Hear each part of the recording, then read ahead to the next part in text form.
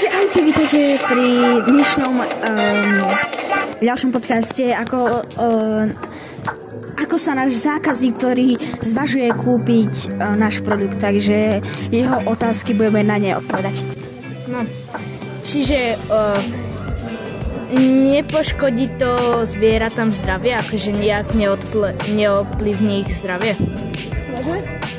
Na tom je to otázka veľmi dobrá. Vieme vám odpovedať, že pokiaľ nemáte veľmi zaujímavého, veľmi zvedavého škrečka, tak asi nie. Jediný problém je tam, že tie čipy môžu tie zvieratá prehotnúť, ale na tom sa pracuje a snažíme, a keď to dobre nainštalujete, tak nie, ale treba byť opatrný.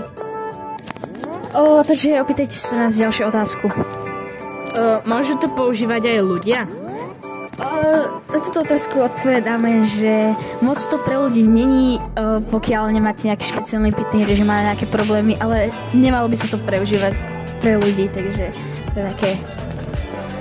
Dajú sa vybrať rôzne farby toho produktu?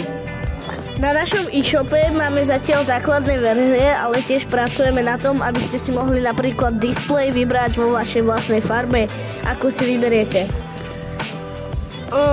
Chcel by som možno, že zelenú. Zelená tam už je, niektoré farby už sú také základné, ale tiež pracujeme na nejakých metalických a tak.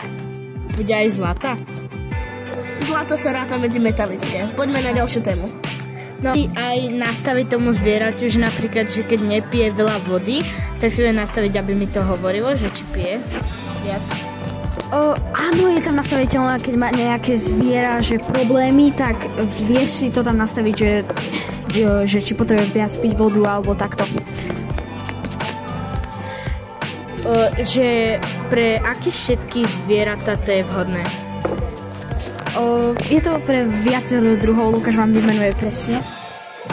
Máme obojky pre psy, mačky, väčšiny veľkosti, vlastne všetky veľkosti, pokiaľ nemá váš pes alebo mačka nejakú špeciálnu diagnózu.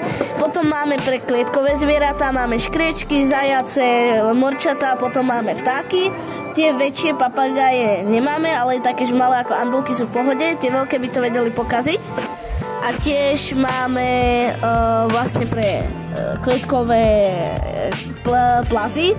Tam máme tiež špeciálne, lebo tam potrebujú aj zistiť, či majú dosť nielen slnečného žiarenia, ale aj všeobecne musia ho mať viac.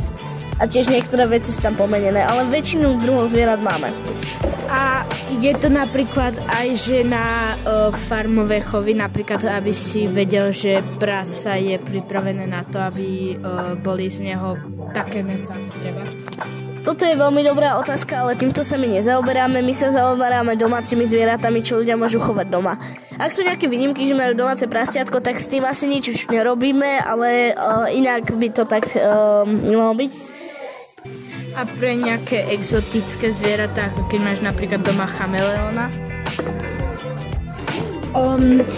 Ak je to chameleón a máme takú veľkosť, že ju nájdete, tak je to možné, ale taký druh zvieratá moc ani neodporúčame, lebo moc ani nevieš zmerať ten tev na tom a aké to je farba, viete, chameleón. A je to aj pre vodné tvory? Toto je skvelá otázka, nad ktorou sme sa nezamysleli. Pre vodné tvory ešte nemáme vynález, ale môžeme na ňom začať pracovať. Takže pokiaľ máte rybičky, ešte pre vás nie sme otvorení. Takže ďakujeme za pozoranie tohto podcastu. Ahojte.